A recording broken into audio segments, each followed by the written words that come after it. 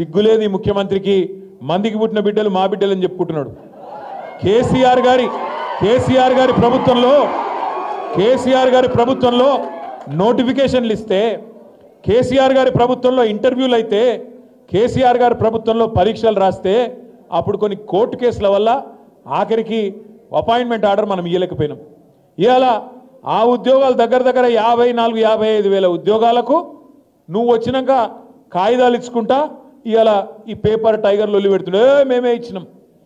నేను అడుగుతున్నా, వెనకడికి ఇది ఎట్లుందంటే కథ, వెనకడికి ఒక పిల్లగాడు పెళ్లి చేసుకోలేదట, సంసారం చేయలేదట, కానీ పిల్లలు కన్నాడట. అంటే నువ్వు నోటిఫికేషన్ ఇవ్వవు, పరీక్ష పెట్టావు, ఉద్యోగం ఎక్కడికి ఇచ్చినావు. మరి ఈ మాట అడిగితే మళ్ళీ ఎవడో ఒకడు మళ్ళీ కాంగ్రెస్ వాడు నాకు బలుపు ఎక్కువ, నాకు నోటి దూలు ఎక్కువ, ఈ అహంకారం ఎక్కువ అని మళ్ళీ మాట్లాడతారు. సరే, నాకు ఏదో ఎక్కువ ఉన్నది ఉన్నది కావచ్చు, కానీ నేను అడుగుతున్నా ముఖ్యమంత్రిని, మీరు చదువుకున్న పిల్లలు కాబట్టి చెప్తున్నా, ఆయన కొద్దిగా చదువు నేర్పిరు దయచేసి మీరు పిల్లలు. ఎందుకంటున్నా అంటే నేను చూస్తున్నా ఢిల్లీలో ముఖ్యమంత్రి గారు ఇట్లా పరవశించిపోతున్నాడు మాట్లాడుకుంటా. ఏమైందిరా వీనికే నేను అనుకుంటే. ఏమైందంటే ఆయన కట సోనియా గాంధీ ఉత్తరం రాసిందట. ఏమని? సోనియా గాంధీ గారు నాకు ఉత్తరం రాసిండ్రు, చాలా బాగా చేసినామని రాసిండ్రు, నేను దానికి ఇది నాకు ఆస్కర్ అవార్డు కంటే, నాకు లైఫ్ టైం అచీవ్మెంట్ కంటే, గోల్డ్ మెడల్ కంటే ఇదే నాకు ఎక్కువ అన్నాడు. ఏం రాసిందిరా సోనియా గాంధీ ఈయనకని చెప్పి నేను పరిశాన్ అయినా. ఇంతకు ఏం రాసిందయా అని అందులో ఉంటే ఆ ఉత్తరం, ఈయనకేమో పాపం చదువు రాదు, చెప్పేటోడు ఎవడు లేడు పక్కకు. ఆ డిగ్రీ కూడా నాకు తెలిసి దొంగ డిగ్రీ తప్ప నిజాం డిగ్రీ అయితే కాదు. మీరు చూడు, ఆ లెటర్ చూసిరా లేదా మీరు? ఆ లెటర్లో ఏం రాసింది తెలుసా? సోనియమ్మ, నువ్వు పిలిచినావు నన్ను, కానీ నేను రాలేకపోతున్నా, ఏమనుకోకని రాసింది. అంతే, తప్ప ఏం రాయాలి.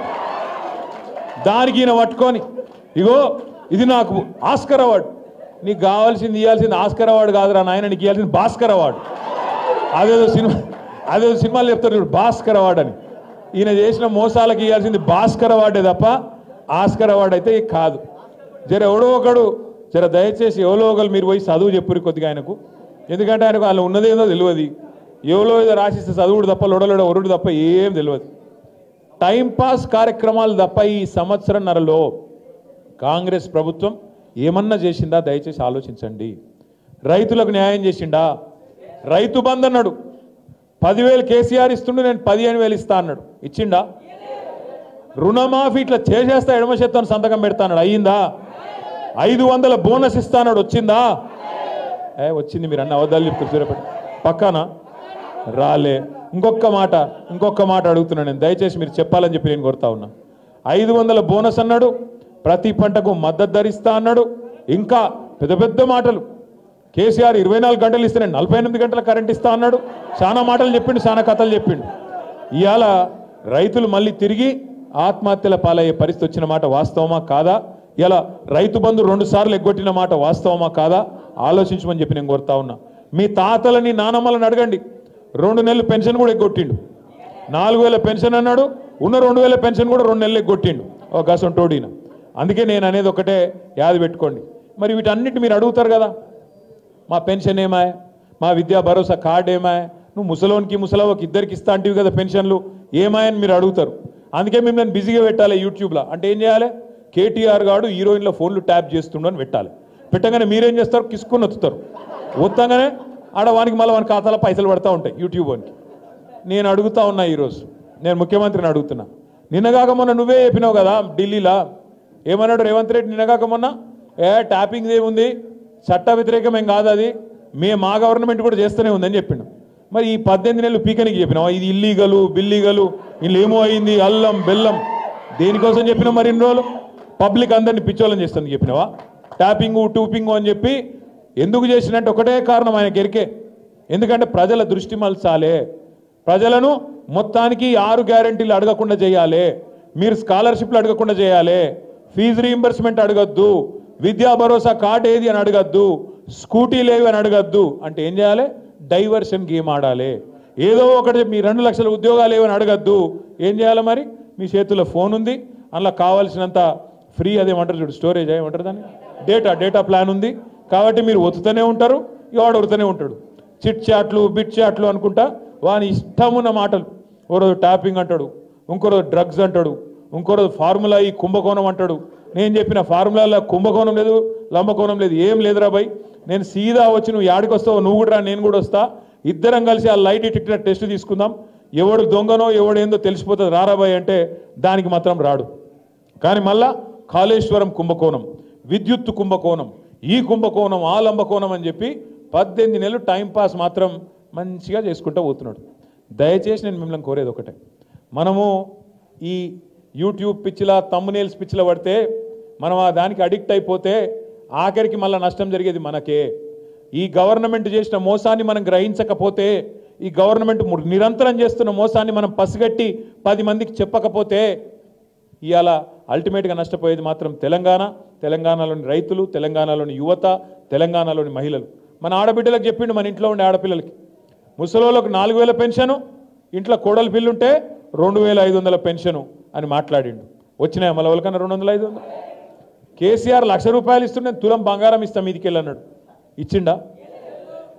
అందుకే నేను అంటున్నా, మనది కాకపోతే ఎక్కడ దాకా దేకొచ్చు అని చెప్పారు వెనకటికి పెద్దలు. గట్లనే నోటికి ఎంత వస్తే అంత ఒరుకుంటూ పోయిండు. ఇవాళ ఏమైపోయిందంటే తెలంగాణలో మన సిరిసిల్లలో పెద్ద మనిషి కలిసిండు నాకు, రైతు, బాగా ముఖమంతా సీరియస్గా ఉండే. ఏం తాత మంచిగా లేవు, ఏం సంగతి సీరియస్గా ఉన్నావు అని నేను అడిగిన. ఏం చేస్తాం కొడుక, పాలిచ్చే బర్రెన ఆయనతో పక్కకు పెట్టినాం, తన్నే దున్నపోతుంది తెచ్చుకున్నాం, ఏం చేయమంటావు, గిట్లా అయిపోయింది మా పరిస్థితి. నీళ్లు లేవు, వాగులకు పోతే నీళ్లు లేవు, కరెంట్ వస్తలేదు, టైంకి ఎరువులు దొరకాయి, మళ్ళా చెప్పులు ఇత్తనాలు. వీడు నిజంగానే ముందే చెప్పిండు, వీడు ఆనాటి రోజులు తెస్తా అన్నాడు, నిజంగానే తెచ్చి వచ్చిండు ఆనాటి రోజులు. మళ్ళా లైన్లో మొత్తం ఏడబోతాడ చెప్పులు, ఏడబోతాడ ఇబ్బందులు, ఏడబోతాడ మళ్ళా గదే పాతలొల్లి, గదే కాంగ్రెస్, గదే దరిద్రం వచ్చింది. జల్దీ ఎంత జల్దీ వదిలించుకుంటే అంత మంచిది మనకు అని మాట్లాడుతూ ఉన్నాడు. నేను మిమ్మల్ని దయచేసి కోరేది ఒకటే, చూస్తున్నారు మీరు, నిన్నగాక మొన్న ఇక మా గెల్లు శ్రీనివాస్ యాదవ్ ఇక్కడ ఉన్నాడు, తమ్ముడు దగ్గర పోతే తమ్ముడు ఏం చేసిండు, వాడెవడో గిట్టనే తుమ్మునేళ్ళు అని ఇష్టం ఉన్నట్టు పెడితే మనోడికి ఆయనతో కడుపు మసిలి ఆయన ఇక్కడ ఉన్న వాళ్ళు 10 మంది 20 మంది పిల్లగాళ్ళు ఆయనతో కలిసి ధన్మని పోయినరు. ఏదో కొద్దిగా చిన్న నిరసన కార్యక్రమం చేసి వచ్చిర్రు. చిన్న నిరసన కార్యక్రమం చేసి వస్తే ఆయనతో అటెంప్ట్ మర్డర్ కేసు పెట్టి ఆయనను అరెస్ట్ చేసి లోపలేద్దామని చూసిర్రు. కోర్టోళ్ళు ఏమున్నదా ఆయనలో ఏం లేదు, చిన్న నిరసన అని చెప్పి ఆయనతో రిమాండ్ రిజెక్ట్ చేసిండ్రు, తమ్మునికి రిలీఫ్ ఇచ్చిండ్రు. కాకపోతే ఒక 4 తమ్ముళ్ళు మాత్రం 17-18 రోజులు జైల్లో ఉన్నారు. వాళ్ళని కలవడానికి నేను శ్రీనివాస్ యాదవ్ ఇంటికి పోతే గమ్మత్తైన విషయం, శ్రీనివాస్ భార్య ఉన్నది, అమ్మాయి పేరు శ్వేత మీద కూడా అటెంప్ట్ మర్డర్ కేసు పెట్టారు. ఎవరు? శ్రీనివాస్ భార్య మీద. ఆమె బయటికి వచ్చిందా, నిరసనలో పాల్గొన్నదా ఆమెకు తెలియని కూడా తెలియదు. ఎందుకు పెట్టిరట ఎరికేనా? శ్రీనివాస్ను అరెస్ట్ చేసినాక వాళ్ళ ఇంటికి పోయిరట పోలీసు వాళ్ళు, ఫోన్ ఇయ్యన్నారట. ఎందుకు ఇవ్వాలి, నేను ఇయ్య అన్నది అంటే అటెంప్ట్ మర్డర్ కేసు. గిది ఇందిరమ్మ రాజ్యం, గిది ప్రజాపాలన. ఒక ఇంట్లో ఉన్న ఆడపిల్ల ఏ సంబంధము లేదా ఆ రోజు జరిగిన నిరసన కార్యక్రమంతో ఆ అమ్మాయి మీద అటెంప్ట్ మర్డర్ కేసు పెట్టిన పోలీసు వెధవల్ని నేను అడుగుతున్నా, మీరు మనుషులా పశువులా అని నేను అడుగుతా ఉన్నా. బుద్ధి జ్ఞానం ఉండి చేస్తున్నారా, లేకపోతే ఉద్యోగం అనేది గడ్డి తిని చేస్తున్నారా అని నేను అడుగుతా ఉన్నా. అటెంప్ట్ మర్డర్ కేసు పెడతారండి ఒక అమ్మాయి మీద? నాకు అర్థం కాదు. ఇంట్లో ఉండే అమ్మాయి మీద, 2 చిన్న పిల్లలు ఉన్నారు ఆమెకు, ఆమె మీద అటెంప్ట్ మర్డర్. గిది వీని పాలన. ఇక దీన్ని మనం ముడిసి పరవశించి ఓహో ఆహా మొహబ్బత్ కా దుకాణాన్ని మనం సపోర్ట్లు కొట్టాలి. అట్లే ఇంకొక కేసు, నల్లబాలు అన్న పిల్లగాడు ఉంటాడు సోషల్ మీడియాలో, వాని అసలు పేరు శశిధర్ గౌడ్.